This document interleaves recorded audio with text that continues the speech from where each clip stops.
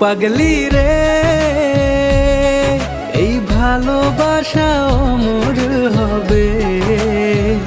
ও পাগলি রে, আমি থেকে গেলাম তোমার কাছে।